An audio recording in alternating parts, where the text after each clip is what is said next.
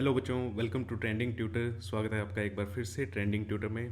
तो चलिए आज हम स्टार्ट करते हैं हमारा केमिस्ट्री का लेक्चर नंबर 6। आई होप आपने पिछले 5 लेक्चर्स देख लिए होंगे और लास्ट लेक्चर में हमने कॉम्बिनेशन रिएक्शन के बारे में पढ़ा था। ठीक है, डिटेल हमने कॉम्बिनेशन रिएक्शन की थी। और आज का लेक्चर हमारा रहेगा नेक्स्ट जो हमारी रिएक्शन है डीकम्पोजिशन रिएक्शन। और जैसे ही ये रिएक्शन कंप्लीट हो जाएगी, नेक्स्ट लेक्चर में हम कॉम्बिनेशन रिएक्शन और डीकम्पोजिशन रिएक्शन दोनों के क्वेश्चन सोल्व करेंगे। किस तरह से उस पर क्वेश्चन आते हैं, कैसे कैसे क्वेश्चन फॉर्म किए जा सकते हैं। तो चलिए स्टार्ट करते हैं डीकम्पोजिशन रिएक्शन। डीकम्पोजिशन रिएक्शन क्या होता है? डीकम्पोजिशन रिएक्शन होती है बेटा जिसमें आपका एक सब्सटेंस, एक सिंगल कंपाउंड आपका ब्रेक होता है दो या दो से ज़्यादा कंपाउंड्स में। एक सिंगल कंपाउंड दो या दो से ज़्यादा कंपाउंड में ब्रेक होगा, मतलब एक कंपाउंड को आप तोड़ दोगे दो या दो से ज़्यादा हिस्सों में।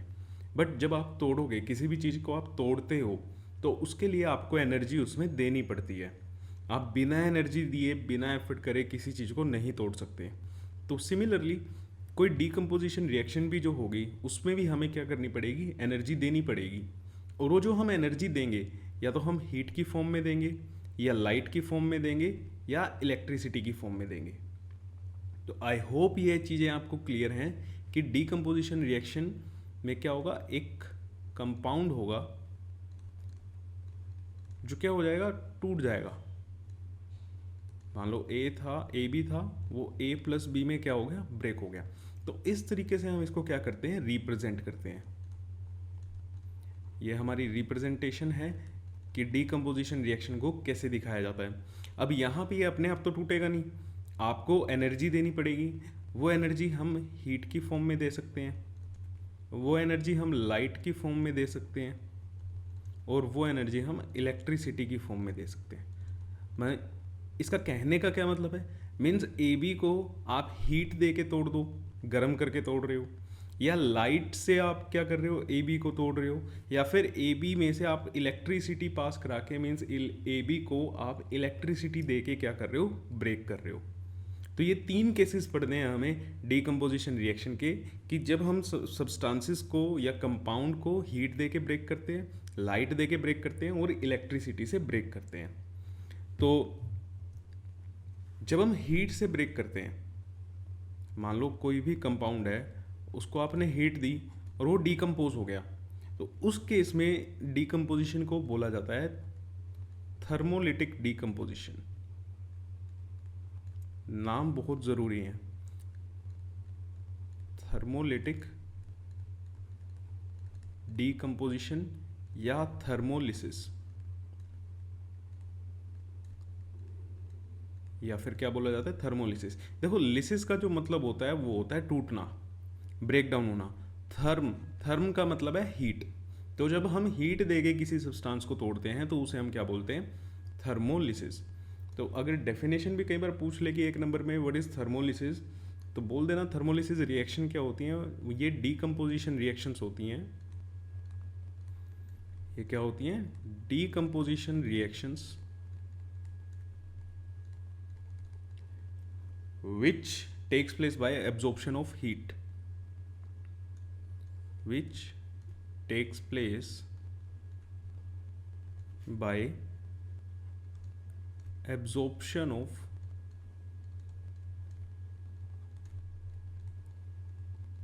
heat। अगर हीट के एब्जॉर्प्शन से कोई सब्सटेंस टूट रहा है तो उसे हम बोलेंगे कि उसका क्या हुआ है, थर्मोलिसिस हुआ है। सिमिलरली अगर आप इलेक्ट्रिसिटी देके किसी सब्सटेंस को तोड़ रहे हो, अगर आपने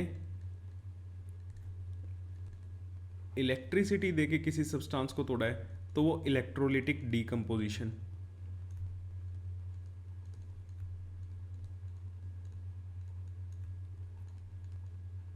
उसे हम क्या बोलेंगे, इलेक्ट्रोलिटिक डीकम्पोजिशन या electrolysis.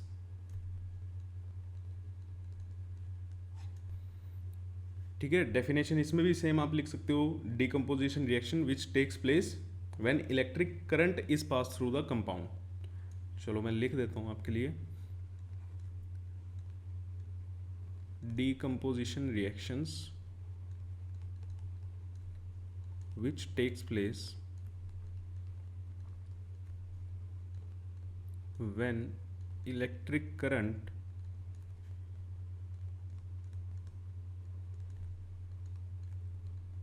is passed through the compound.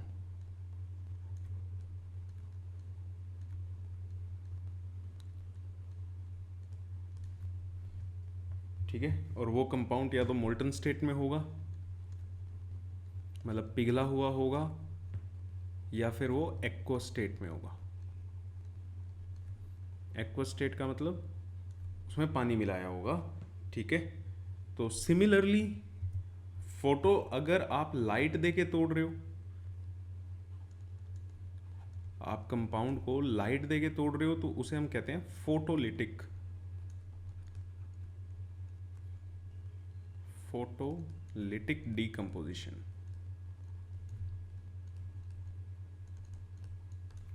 और सिंपली फोटोलिसिस।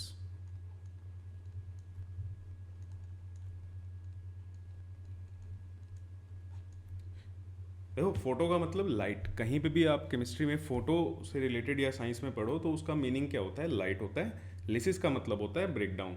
आपने बायो में एक पढ़ी होगी फोटोसिंथेसिस।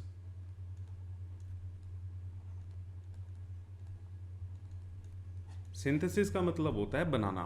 लाइट का मतलब फोटो का मतलब लाइट, मतलब लाइट का यूज करके कुछ चीज आप बना रहे हो। जैसे फोटोसिंथेसिस पेड़ पौधे करते हैं अपना खाना बनाने के लिए। ठीक है, तो लिसिस का मतलब तोड़ना, सिंथेसिस का मतलब होता है बनाना। तो आई होप ये चीज़ें आपको क्लियर होंगी। और डेफिनेशन अगेन सेम है कि आपको क्या करना है, लाइट का यूज़ करके किसी सब्सटेंस को आप ब्रेक कर रहे हो तो उसे हम कहते हैं फोटोलिसिस। तो चलिए स्टार्ट करते हैं। पहली रिएक्शन है हमारी, पहले हम पढ़ते हैं थर्मोलिसिस। और थर्मोलिसिस में पहले हम पढ़ रहे हैं thermolysis of hydrated ferrous sulphate and copper sulphate. Hydrated ferrous sulphate and copper sulphate.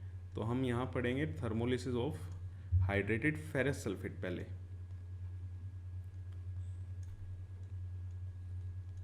Thermolysis of hydrated ferrous sulphate.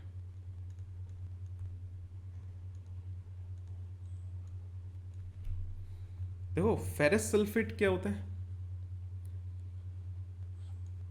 Ferrous sulphate होता है FeSO4। फेरस सल्फेट क्या होता है? FeSO4।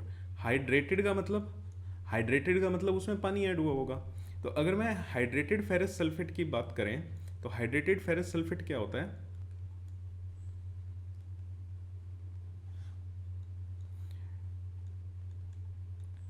FeSO4 dot 7H2O। Means इस FeSO4 में, फेरस सल्फेट में पानी के 7 मॉलिक्यूल हैं, और इसे हम बोलते हैं, जो डॉट करके वाटर के मॉलिक्यूल हम लिखते हैं कि कितने वाटर के मॉलिक्यूल हैं, इन्हें बोला जाता है वाटर ऑफ क्रिस्टलाइजेशन। इसे क्या बोलते हैं? Water of crystallisation. अगर पूछ लें हाइड्रेटेड फेरस सल्फेट में कितने वाटर ऑफ क्रिस्टलाइजेशन है, कितने मॉलिक्यूल वाटर ऑफ क्रिस्टलाइजेशन है, तो हम क्या बोलेंगे? 7 मॉलिक्यूल। ठीक है ना? इस वाटर ऑफ क्रिस्टलाइजेशन के कितने मॉलिक्यूल हैं यहाँ पे? 7 मॉलिक्यूल्स हैं। तो आई होप आपको क्लियर हो गया होगा कि हाइड्रेटेड फेरस सल्फेट होता क्या है। तो चलो अब इसी को हमने क्या करना है, ब्रेक डाउन करना है। Hydrated ferrous sulphate FeSO4 dot 7H2O। अब ये हाइड्रेटेड फेरस सल्फेट बोलो या फेरस सल्फेट, 7 के लिए हम यूज़ करते हैं वर्ड हेप्ट, पानी के लिए हाइड्रेटेड। तो इसको नाम भी लिखा जाता है फेरस सल्फेट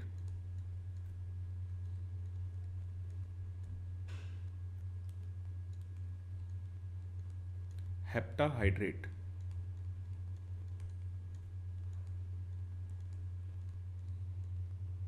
हेप्टा किसके लिए यूज हुआ है?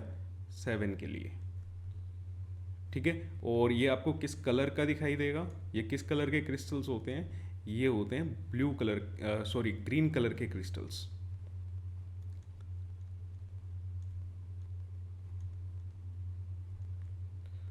ये क्या होते हैं, ग्रीन कलर के क्रिस्टल्स होते हैं। तो आप इसको क्या कर रहे हो, थर्मोलिसिस करनी है हमने। थर्मोलिसिस मतलब इसको हीट आपने देनी है।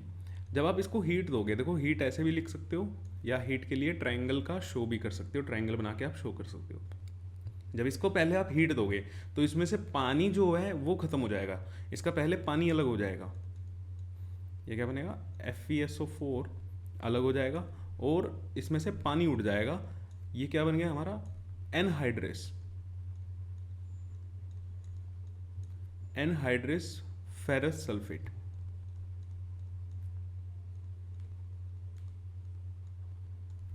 Anhydrous ferrous sulphate. तो ये होता है वाइट कलर का। ये आपको कैसा दिखाई देगा, वाइट दिखाई देगा। और जो FeSO4.7H2 है वो आपको ग्रीन क्रिस्टल्स दिखाई देंगे। इवन इसको ग्रीन विट्रियोल भी बोला जाता है, ठीक है, इसको ग्रीन विट्रियोल भी बोला जाता है। अभी देखो रिएक्शन कंप्लीट नहीं हुई है, अभी जस्ट आपने हीट किया है, तो हीट करके इसके अंदर जो पानी था, पानी खत्म हो गया इसका। ये हाइड्रेटेड से एनहाइड्रेटेड फॉर्म में आ गया, एनहाइड्रस। एनहाइड्रस का मतलब जिसमें से पानी बिल्कुल मतलब उड़ा दिया है, पानी नहीं है उसके अंदर। अब इसको आप फर्दर हीट करोगे, FeSO4 को जब आपने फर्दर हीट किया, जो ये वाइट कलर का आपके पास आया एनहाइड्रेटेड फॉर्म में, इसको जब हम हीट करेंगे तो हमारा बनता है फेरिक ऑक्साइड। फेरिक ऑक्साइड और सल्फर डाइऑक्साइड और sulphur trioxide as gases release होती हैं। और ये वाइट कलर का था, ये इसका नाम क्या होता है, फेरिक ऑक्साइड। इसका नाम क्या होता है, फेरिक ऑक्साइड। और ये किस कलर का होगा, ये होगा reddish brown.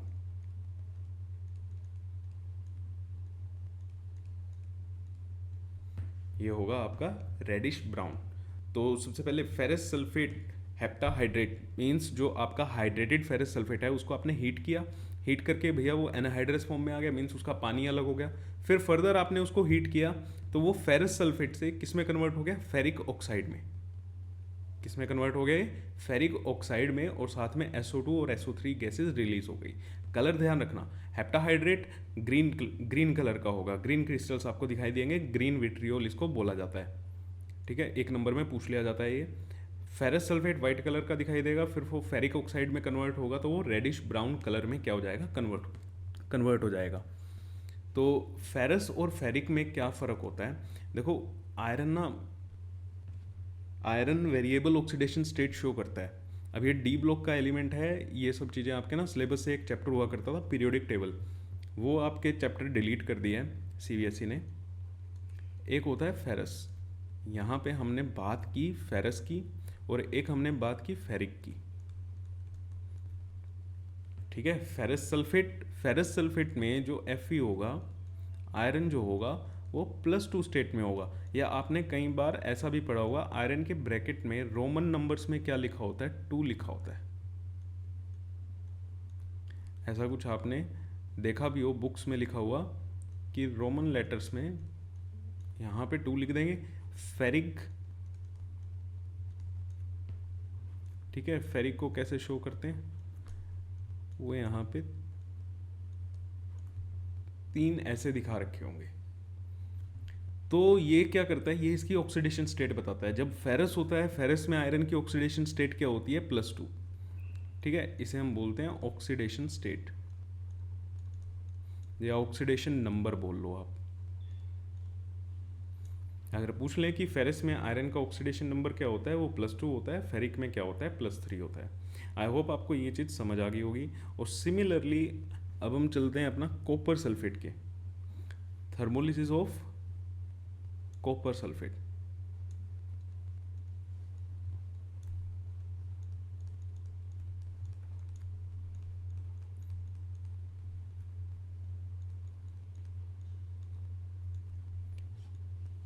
Thermolysis of copper sulphate. अब ये भी हाइड्रेटेड फॉर्म में आपको मिलेगा, और हाइड्रेटेड फॉर्म में CuSO4.5H2O। 5H2O क्या है, ये 5 मॉलिक्यूल हैं वाटर ऑफ क्रिस्टलाइजेशन के। तो आपसे पूछ लें कि भैया कॉपर सल्फेट में कितने वाटर ऑफ क्रिस्टलाइजेशन होता है, ठीक है, 5 मॉलिक्यूल होते हैं वाटर ऑफ क्रिस्टलाइजेशन के, तो इसीलिए इसको कॉपर सल्फेट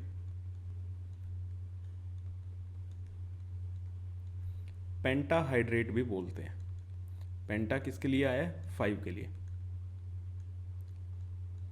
पेंटाहाइड्रेट ये आपको ब्लू कलर का आपको दिखाई देगा, इसको ब्लू विट्रियोल बोला जाता है। इसको क्या बोलते हैं, ब्लू विट्रियोल। सेम प्रोसेस है, ठीक है। इसको हीट करेंगे और मैं यहाँ पे एक स्टेप मिस कर रहा हूँ, मैं इसको डायरेक्टली यहाँ पे शो कर रहा हूँ कि 230 से 250 डिग्री सेल्सियस पे आप क्या कर रहे हो, इसको हीट कर रहे हो। अदरवाइज क्या होता है, पहले कॉपर सल्फेट CuSO4.5H2O को 100 डिग्री सेल्सियस पे हीट करते हैं, तो उसमें से उसके 4 वाटर ऑफ क्रिस्टलाइजेशन जो है मॉलिक्यूल वो अलग हो जाते हैं। Means copper sulphate dot 1H2O बच जाता है। फिर उसको दोबारा से हीट करते हैं 230 से 250 डिग्री सेल्सियस पे, फिर उसमें से सारा का सारा पानी क्या हो जाता है, अलग हो जाता है और वो एनहाइड्रेट स्टेट में आ जाता है। तो हम डायरेक्टली यहाँ पे लिख रहे हैं CuSO4 जो एनहाइड्रेस हो गया है और इसके वाटर ऑफ क्रिस्टलाइजेशन इससे अलग हो गया है। ये एनहाइड्रेस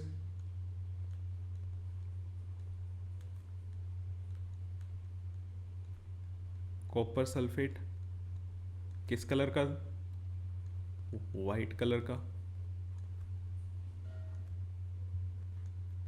ठीक है। अब आप इसको जब हीट करोगे, जब हम इसको हीट करेंगे, ये वाइट कलर का था, तो ये कन्वर्ट हो जाएगा कॉपर ऑक्साइड में।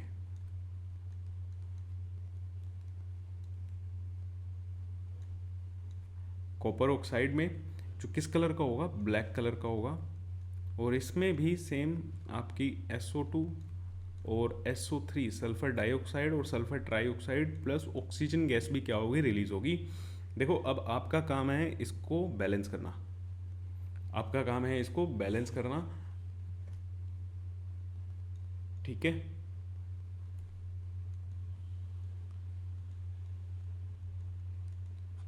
मैं यहाँ पे जितनी भी रिएक्शंस लिखूंगा हो सकता है मैं बैलेंसिंग ना करूं, बट आपको जितनी भी रिएक्शंस लिखनी है वो बैलेंसिंग के साथ ही लिखनी है, आपको वो सारी बैलेंसिंग करनी पड़ेगी। तो चलिए नेक्स्ट चलते हैं, thermolysis of lead nitrate. Thermolysis of lead nitrate, lead nitrate क्या होता है, PbNO3 ट्वाइस, PbNO3 ट्वाइस। अब सेम थर्मोलिसिस मतलब इसको भी आपको हीट दे के तोड़ना है, PbNO3 ट्वाइस। ये सॉलिड फॉर्म में आप लोगे, वाइट कलर का पाउडर आपको टेस्ट ट्यूब में लेना है, ठीक है। और इसको भी आपने क्या करना है, हीट करना है। हीट करोगे तो ये किस में कन्वर्ट हो जाएगा, लेड ऑक्साइड में। देखो मेटल का नाइट्रेट, मेटल का ये लेड क्या है, मेटल है, NO3 क्या है, नाइट्रेट है। मेटल नाइट्रेट को जब भी आप हीट करते हो तो वो metal oxide plus nitrogen dioxide plus oxygen में क्या हो जाता है, कन्वर्ट हो जाता है, ठीक है। ये क्या है, मेटल ऑक्साइड। मेटल कौन सा है, ये लेड, तो इसे हम क्या नाम देंगे, लेड ऑक्साइड। इसे हम क्या नाम देंगे, लेड ऑक्साइड। ये वाइट कलर का था लेड नाइट्रेट, ये आपका एज अ येलो रेजिड्यू इसमें बैठ जाता है। रेजिड्यू क्या होता है, जो सब्सटेंस पीछे बाद में आपके टेस्ट ट्यूब में बचा हुआ मिलेगा, तो वो क्या है आपका लेड ऑक्साइड, और जो किस कलर का है, येलो कलर का। और इसमें ये नाइट्रोजन डाइऑक्साइड गैस रिलीज होती है, इसमें आपको ब्राउन कलर की ये ब्राउन फ्यूम्स आपको देखने को मिलेंगी। तो ये जो कलर्स हैं, ठीक है, ये आपके हिंट हैं जब आपके एक्स वाई आइडेंटिफाई करने वाले सब्सटेंस क्वेश्चन आते हैं ना, कि आइडेंटिफाई करो कि ये एक्स क्या है, वाई क्या है, तो उन चीज़ों में आपकी ये मदद करती है। तो लेड नाइट्रेट को अगेन रिएक्शन बैलेंस कर लेना, लेड नाइट्रेट को आपने हीट किया तो वो लेड ऑक्साइड, नाइट्रोजन डाइऑक्साइड, ठीक है, ये है क्या, brown fumes of nitrogen dioxide.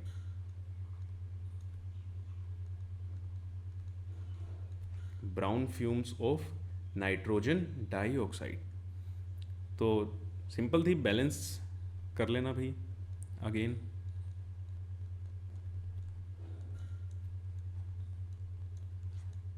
देखो मेरा पर्पज़ यही है कि आप सारी चीज़ें साथ साथ सीखते जाओ।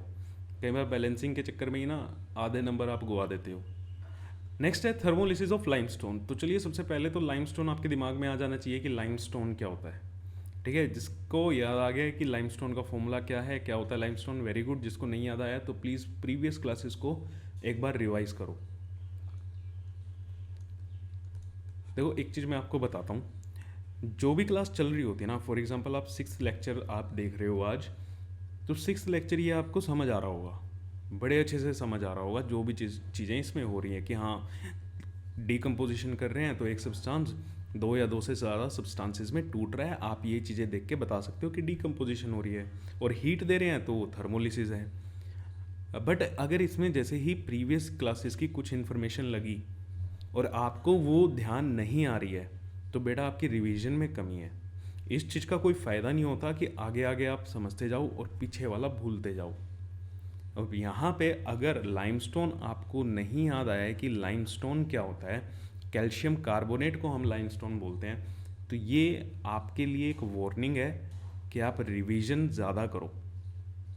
पेपर जब आएगा 3 घंटे में पूरे की पूरी साइंस को रिकॉल करके आपको लिखना है सिर्फ। बाद में आप जितना मर्जी कहते रहना कि मेरे को ये चीज़ आती थी, मेरे को वो चीज़ आती थी, उसका कोई फ़ायदा नहीं है। जो चीज़ आपने 3 घंटे में अपनी शीट पे लिख दी वही आपको क्या करेगी, रिजल्ट ला के देगी। आपने कुछ नहीं करना उसके बाद। ठीक है, जितना मर्जी पढ़ते रहना, जितना मर्जी रिकॉल करते रहना, उन 3 घंटे के अंदर अगर रिकॉल नहीं कर पाए तो उस चीज़ का फिर कोई फ़ायदा नहीं है। तो देखते ही आपको चीज़ें ध्यान आनी चाहिए कि लाइमस्टोन क्या होता है, या कोई भी प्रीवियस क्लासेस की कोई भी इन्फॉर्मेशन लगती है। अगर ऐसा हो रहा है आपके साथ कि आपको एकदम रिकॉल हो जाता है तो आपकी तैयारी बहुत अच्छी चल रही है। अगर नहीं है तो अब तक तैयारी आपकी मान के चलो कुछ नहीं चल रही। आप सिर्फ पढ़ रहे हो, आप उसको रिकॉल नहीं कर पा रहे हो। ठीक है, एक किस्म से डंप होता जा रहा है वो कहीं ना कहीं आपके दिमाग में। तो चलो CaCO3 लाइमस्टोन को आप हीट करोगे। लाइमस्टोन को जैसे ही आप हीट करोगे तो ये किस में कन्वर्ट हो जाएगा, कैल्शियम ऑक्साइड CaO। इसको हम क्या बोलते हैं, क्विक लाइम। अब लिखने के बाद नहीं याद आना चाहिए, ठीक है ना। इसको हम क्या बोलते हैं, क्विक लाइम। और कार्बन डाइऑक्साइड गैस रिलीज हो जाएगी। कैल्शियम ऑक्साइड, अच्छा क्विक लाइम मैंने शायद पता नहीं लास्ट क्लास में बताया या नहीं, इसको सीमेंट इंडस्ट्री में यूज़ किया जाता है, यूज्ड इन सीमेंट मैन्युफैक्चरिंग। और ये है आपका लाइमस्टोन।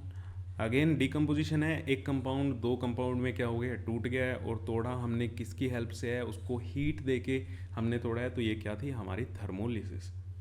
नेक्स्ट है thermolysis of potassium chlorate. Potassium chlorate क्या होता है, KClO3। पोटेशियम क्लोरेट क्या होता है, KClO3।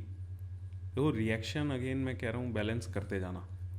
पोटेशियम क्लोरेट को आप हीट करोगे तो आपका क्या बनेगा, potassium chloride plus oxygen. Oxygen gas release हो जाएगी। और यहाँ पे एक कैटलिस्ट यूज़ करते हैं। देखो कैटलिस्ट मैंने आपको बताया था, अगर आपसे पूछ लें कि जब हम थर्मोलिसिस करते हैं पोटेशियम क्लोरेट का तो उसमें हम कैटलिस्ट कौन सा यूज़ करते हैं, उसमें हम यूज़ करते हैं MnO2। MnO2 क्या है, मैग्नीज डाइऑक्साइड।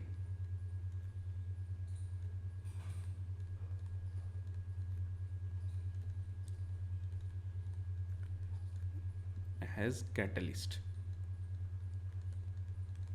हम यहाँ पे क्या कर रहे हैं, इसको एज अ कैटलिस्ट यूज़ कर रहे हैं। अगेन रिएक्शन बैलेंस कर लेना। और ये रिएक्शन ना आपकी लैब्स में ऑक्सीजन को प्रिपेयर करने में यूज़ की जाती है। ठीक है, this reaction is used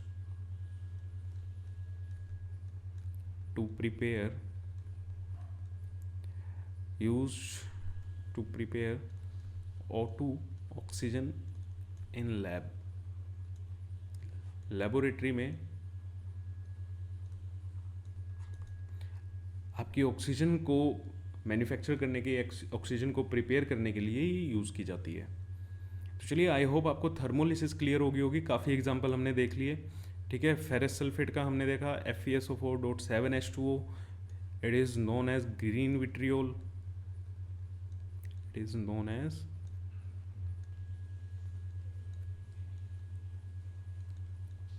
green vitriol के नाम से देखा जाता है। तो भैया पहले आप इसके क्या करोगे, इसको एनहाइड्रस फॉर्म में लेके आओगे, हीट करोगे तो इसका वाटर ऑफ क्रिस्टलाइजेशन अलग हो जाएगा, ठीक है। फिर फर्दर उसको हीट करोगे तो ये क्या हो जाएगा, डीकम्पोज हो जाएगा फेरिक ऑक्साइड, सल्फर डाइऑक्साइड और सल्फर ट्राईऑक्साइड में। कलर आपको ध्यान रखने हैं, किसका कलर कैसा होता है। फेरस और फेरिक में समझ आ गया डिफरेंस क्या होता है। फेरस में आयरन +2 ऑक्सीडेशन स्टेट में होता है और फेरिक में +3 ऑक्सीडेशन स्टेट में होता है। नेक्स्ट था हमारा कॉपर सल्फेट का थर्मोलिसिस। कॉपर सल्फेट पेंटाहाइड्रेट होता है, इसमें 5 मोलिक्यूल होते हैं, ठीक है, वाटर ऑफ क्रिस्टलाइजेशन के, और इसको हम ब्लू विट्रियोल के नाम से जानते हैं। और जब आप इसको पहले एनहाइड्रस फॉर्म में कन्वर्ट कर लोगे, हीट करके इसका पानी अलग कर दोगे, फिर फर्दर हीटिंग से क्या हो जाएगा, ये डीकम्पोज हो जाएगा copper oxide, sulphur dioxide, sulphur trioxide और ऑक्सीजन में, ठीक है। सिमिलरली हमने KClO3 का देखा, पोटेशियम क्लोरेट। यहाँ पे कैटलिस्ट ध्यान रखना कि इस रिएक्शन में हम कैटलिस्ट किसको यूज़ करते हैं, ये रिएक्शन किसका एग्जांपल है, डीकम्पोजिशन का आपका एग्जांपल है। तो चलिए नेक्स्ट हम चलते हैं इलेक्ट्रोलिसिस। इलेक्ट्रोलिसिस क्या होती है भैया, अगर आप किसी कंपाउंड को ब्रेक कर रहे हैं इलेक्ट्रिक करंट पास करा के, ठीक है, अगर आप किसी कंपाउंड को ब्रेक कर रहे हैं इलेक्ट्रिक करंट पास करा के, तो उसे हम क्या बोलते हैं, इलेक्ट्रोलिसिस बोलते हैं। और हमें पढ़नी है इलेक्ट्रोलिसिस ऑफ वाटर। वाटर की इलेक्ट्रोलिसिस हमारे सिलेबस में है। वाटर मतलब H2O, मीन्स आप H2O में आप इलेक्ट्रिक करंट पास कराओगे, आपने इसको इलेक्ट्रिक करंट पास कराया, और इलेक्ट्रिक करंट पास कराओगे तो ये किस किस में ब्रेक हो जाएगा, आपको हाइड्रोजन मिल जाएगी और ऑक्सीजन मिल जाएगी। तो ये प्योर हाइड्रोजन और प्योर ऑक्सीजन, ठीक है, बनाने के लिए हम क्या करते हैं, वाटर की इलेक्ट्रोलिसिस करते हैं। सिंपली पानी में से क्या करना है, आपको करंट पास कराना है। अब ये बड़ा सिंपल सा सेटअप है इलेक्ट्रोलिसिस ऑफ वाटर। ये आपके NCERT का डायग्राम है जिसमें एक मग लिया हुआ है, ठीक है, 2 इलेक्ट्रोड्स लिए हुए हैं, ठीक है। ये जो आपको दिखाई दे रही होंगी, आई होप आपको ये दिखाई दे रहा है, 1 मिनट कलर चेंज करके देखते हैं। आई होप आपको ये चीज़ दिखाई दे रही है। ये जो है ये एक इलेक्ट्रोड है, और एक इलेक्ट्रोड क्या है, ये है। अब इलेक्ट्रोड क्या होते हैं, इसकी इतनी टेंशन नहीं लेनी, मीन्स इसमें से करंट हम पास करा रहे होते हैं। आप इसकी जगह क्या ले लो, अपने घर में कील होती है ना, वो ले लो, ठीक है। घरों में आप कील ले सकते हो, वो भी आपका इलेक्ट्रोड की तरह काम कर जाएगा। या फिर आपका पेंसिल है, कील से भी बेटर क्या है, पेंसिल ले, उसको दोनों एंड से क्या कर लो, शार्प कर लो। अगर आपको घर में क्या करनी है, इसकी इलेक्ट्रोलिसिस करनी है पानी की, तो दोनों एंड से क्या कर लो, पेंसिल को शार्प कर लो, और बैटरी से एक वायर कनेक्ट कर दो, ठीक है, दोनों पे। एक बैटरी के पॉजिटिव एंड से कनेक्ट कर दो, एक बैटरी के नेगेटिव एंड से कनेक्ट कर दो। वो पेंसिल में जब आपने वायर्स लगा दी, वो क्या बन गया, आपका इलेक्ट्रोड बन गया, क्योंकि पेंसिल में भी क्या होता है, ग्रेफाइट होता है। तो यहाँ पे भी सेम ग्रेफाइट का ही यूज़ किया हुआ है, ठीक है। ग्रेफाइट रोड्स ही हैं ये, जो हमारा इलेक्ट्रोड्स की तरह काम कर रही हैं। और इस मग में आपने क्या लिया, पानी लिया, और उन इलेक्ट्रोड्स के ऊपर क्या कर दिया, उल्टा टेस्ट ट्यूब्स रख दिए हैं, ठीक है। उल्टी करके आपने क्या रख दिए हैं, टेस्ट ट्यूब्स रख दिए हैं। अब ये ऐसा क्यों किया गया, देखो वाटर का जब इलेक्ट्रोलिसिस होगा, वाटर जब ब्रेक डाउन होगा, वो किस में होगा, हाइड्रोजन और ऑक्सीजन में। तो उन हाइड्रोजन और ऑक्सीजन को कलेक्ट करने के लिए क्या रखा गया है, एक टेस्ट ट्यूब को रख दिया है, वो भी उल्टा करके। तो जो बैटरी का एक नेगेटिव एंड है और एक बैटरी का क्या है, पॉजिटिव एंड है। नेगेटिव पे जो एंड है उसे हम बोलते हैं कैथोड। नेगेटिव एंड को क्या बोला जाता है, कैथोड। यहाँ पे ये चीज़ ध्यान रखना, जो नेगेटिव एंड है, नेगेटिव टर्मिनल है, उससे जो कनेक्टेड है इलेक्ट्रोड, उसको हम क्या बोलते हैं, कैथोड। और जो पॉजिटिव से कनेक्टेड है, पॉजिटिव टर्मिनल से कनेक्टेड है, उसके हम बोलते हैं एनोड। उसको हम क्या बोलते हैं, एनोड। तो सिंपल भैया, इसमें पानी है, पानी क्या हो जाएगा, जैसे ही करंट पास करा है, पानी मॉलिक्यूल्स में अपने ब्रेक डाउन हो जाएगा, जिस भी मॉलिक्यूल से वो मिल के बना हुआ है। फॉर एग्जांपल जैसे H2O है, यहाँ पे जैसे ही आपने इसमें से इलेक्ट्रिसिटी पास कराई, तो इलेक्ट्रिसिटी पास करा के ये क्या हो जाएगा, आपका हाइड्रोजन और ऑक्सीजन में ब्रेक हो जाएगा। बस यही थी आपकी इलेक्ट्रोलिसिस, यही थी हमारी इलेक्ट्रोलिसिस। और हाँ, हाइड्रोजन आपको किस एंड पे मिलेगी, अब दो इलेक्ट्रोड हैं, दो टेस्ट ट्यूब रखी हुई हैं, कौन से वाली टेस्ट ट्यूब में आपको हाइड्रोजन मिलेगी, नेगेटिव वाली में, पॉजिटिव वाली में, ठीक है। हाइड्रोजन जो आपको मिलेगी वो कैथोड में मिलेगी, कैथोड क्या है, नेगेटिव। और ऑक्सीजन जो मिलेगी वो कहाँ मिलेगी, एनोड पे। और आपको देखने से भी पता चल रहा होगा कि वाटर के अंदर हाइड्रोजन के मॉलिक्यूल्स क्या हैं, ज़्यादा हैं, हाइड्रोजन के मॉलिक्यूल्स क्या हैं, ज़्यादा है। तो आपको देख के भी पता चल जाएगा जहाँ पे आपकी ज़्यादा गैस इकट्ठी हुई है, ठीक है, इस टर्मिनल पे,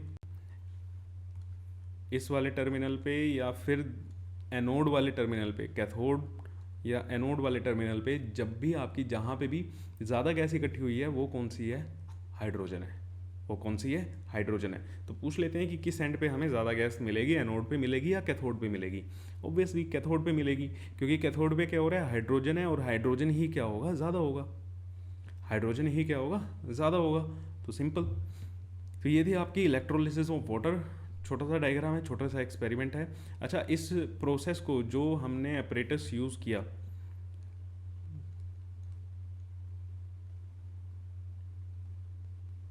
अपरेटस जो हमने यूज़ किया, इसको क्या बोलते हैं, इसको बोलते हैं वोल्टामीटर।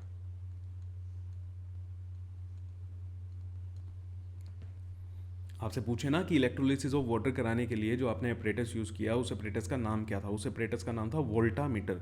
इस सेटअप को, ठीक है, ये जो आपका पूरा मग वाला जो ये सेटअप है, इस सेटअप को हम बोलते हैं वोल्टामीटर।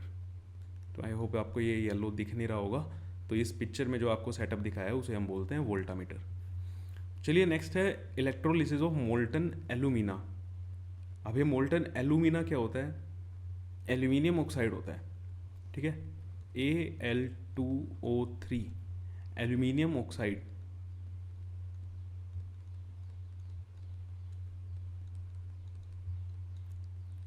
या फिर इसी को हम क्या बोलते हैं, एल्यूमिना। इसको क्या करना, आपने इलेक्ट्रोलिसिस करनी है। इलेक्ट्रोलिसिस जैसे ही हम करेंगे, मतलब इसमें से इलेक्ट्रिक करंट आप पास कराएंगे, तो ये क्या हो जाएगा, ये एल्यूमिनियम और ऑक्सीजन में डिसोसिएट हो जाएगा, ये एल्यूमिनियम और ऑक्सीजन में डिसोसिएट हो जाएगा, मीन्स टूट जाएगा, डिकम्पोज हो जाएगा। तो ये रिएक्शन जनरली यूज़ की जाती है एल्यूमिनियम मेटल को, मेटलर्जी में ये रिएक्शंस यूज़ की जाती है। देखो, डीकम्पोजिशन रिएक्शन जितनी भी है ना, वो कहीं ना कहीं आपको मेटल के एक्सट्रैक्शन में यूज़ की जाती है, ठीक है, use in extraction of metal. आपका जो थर्ड चैप्टर है मेटल एंड नॉन मेटल, उसमें आपकी मेटलर्जी आएगी, ठीक है, कि कैसे मेटलर्जी क्या होती है, कि कैसे हम मेटल्स निकालते हैं, हमारी अर्थ क्रस्ट में जो मेटल्स हैं उनको कैसे निकाला जाता है, किस फॉर्म में वो मिलते हैं, फिर उसको रिफाइन कैसे किया जाता है, ये सब आप उस चैप्टर में पढ़ेंगे। तो लास्ट है हमारी फोटोलिसिस। फोटोलिसिस या फोटोलिटिक डीकम्पोजिशन, सिंपली इसमें क्या करना है, जो भी आप कंपाउंड ले रहे हो उसका लाइट एनर्जी देके, उसको लाइट एनर्जी देके तोड़ दो। अब यहाँ पे जो फोटोलिसिस आपके सिलेबस में सिल्वर क्लोराइड और सिल्वर ब्रोमाइड, देखो सिल्वर क्लोराइड AgCl, ये क्या है, सिल्वर क्लोराइड, वाइट कलर का होगा ये,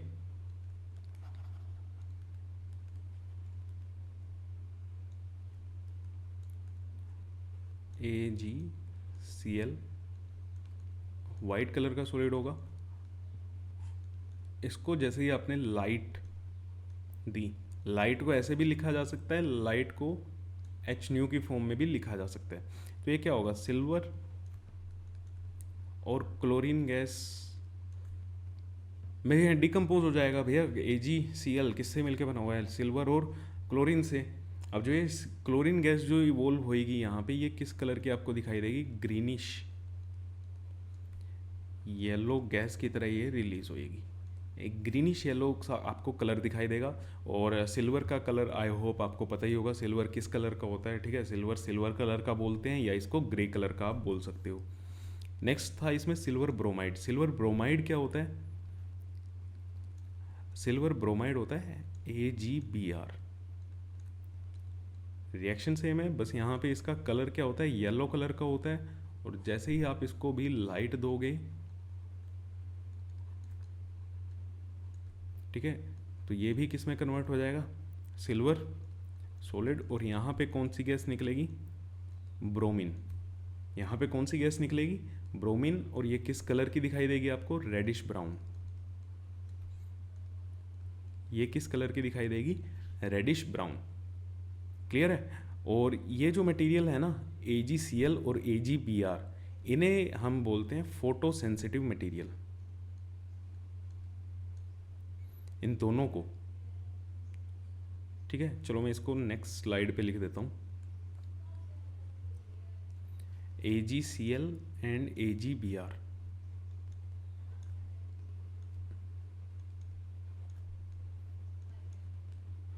ये जो दोनों हैं इन्हें बोला जाता है फोटो सेंसिटिव मटेरियल।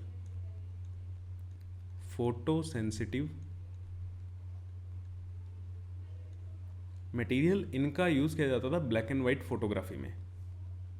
ठीक है, इनका ब्लैक एंड वाइट फोटोग्राफी में यूज़ किया जाता था। तो यूज्ड इन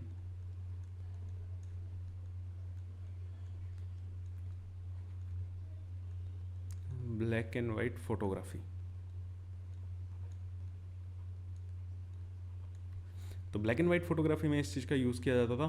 तो आई होप आपको तीनों रिएक्शंस आपकी समझ आ गई होंगी, thermolysis, electrolysis and photolysis. Thermolysis का ज़्यादा पार्ट है, ठीक है, उसको आप ज़्यादा अच्छे से करना। देखो अच्छे से तो सारी ही करनी है। इलेक्ट्रोलिसिस पे आपको शॉर्ट नोट भी लिखने को आ जाता है अभी, ठीक है। तो ये अपरेटस के बारे में बता देना है कि एक मग लेना है, उसमें ड्रिल करके आपको होल्स कर लेने हैं, फिर आपको ग्रेफाइट की rod as a electrode use करनी है, और उसमें पानी डाल दो, और उनके ऊपर क्या कर दो, वो जो इलेक्ट्रोड से आप एक उल्टा करके 2 टेस्ट ट्यूब्स रख दो, और उस इलेक्ट्रोड को एक बैटरी से कनेक्ट कर दो। एक बैटरी का नेगेटिव टर्मिनल होगा, एक पॉजिटिव टर्मिनल होगा। जो इलेक्ट्रोड नेगेटिव से कनेक्टेड है उसको कैथोड बोलेंगे, जो पॉजिटिव से कनेक्टेड है वो एनोड बोलेंगे। बस इस चीज़ को आपको एक्सप्लेन करके आना है। लास्ट स्लाइड में लिखा हुआ है all decomposition reactions are endothermic. देखो एंडोथर्मिक रिएक्शंस क्या होती थी, जिसमें एनर्जी एब्जॉर्ब होती है। एंडोथर्मिक रिएक्शंस क्या होती हैं, जिसमें क्या होती है, एनर्जी एब्जॉर्ब होती है। और यहाँ पे भी तो एनर्जी, जितनी भी आपने डिकम्पोजिशन देखी है उसमें आपने एनर्जी दी तो है, किसी में लाइट की फॉर्म में दी है, किसी में हीट की फॉर्म में दी है, किसी में इलेक्ट्रिसिटी की फॉर्म में दी है। तो सारी की सारी डिकम्पोजिशन रिएक्शन में एनर्जी आपको देनी पड़ी है। तो इसीलिए सारी डिकम्पोजिशन रिएक्शन क्या होती हैं, एंडोथर्मिक होती हैं। नेक्स्ट लिखा हुआ है digestion of food in our body takes place through a number of decomposition reaction. ठीक है, आपने बायो में पढ़ा है कि हमारी बॉडी में आप जो भी फूड आप लेते हो उसमें देखो कार्बोहाइड्रेट्स भी होते हैं, उसमें प्रोटीन भी होता है, उसमें फैट्स भी होते हैं, और कहीं ना कहीं ये सारी चीज़ें आपकी बॉडी में टूटती तो हैं। ठीक है, कार्बोहाइड्रेट आपका जैसे स्टार्च हो गया, या और भी कोई कार्बोहाइड्रेट जो आपके खाने में प्रेजेंट है, वो एंड में ग्लूकोज में जाके ब्रेक डाउन होता है। प्रोटीन अमीनो एसिड्स में जाके ब्रेक डाउन होता है। फैट फैटी एसिड्स में जाके ब्रेक डाउन होते हैं। तो ये भी कहीं ना कहीं टूट रहे हैं ना। तो हमारी बॉडी में कोई भी आप खाना खा रहे हो तो उसमें जो डाइजेशन की प्रोसेस हो रही है वो भी कैसी है, एक डीकम्पोजिशन रिएक्शन ही है। और last, decomposition reactions are used in the extraction of metal. Extraction of metal का मैंने आपको एग्जांपल दिया था, ठीक है, मोल्टन एल्यूमिना। ये एक एग्जांपल है जहाँ पे हम एल्यूमिना से एल्यूमिनियम मेटल को क्या करते हैं, अलग करते हैं। Chapter number 3 metal and non metal में ये चीज़ डिटेल में आएगी कि कैसे मेटल की एक्सट्रैक्शन की जाती है। तो ठीक है, आई होप आपको ये लेक्चर पसंद आया होगा, और चलिए मिलते हैं नेक्स्ट क्लास में। थैंक यू सो मच, तब तक के लिए रिवाइज करते रहें।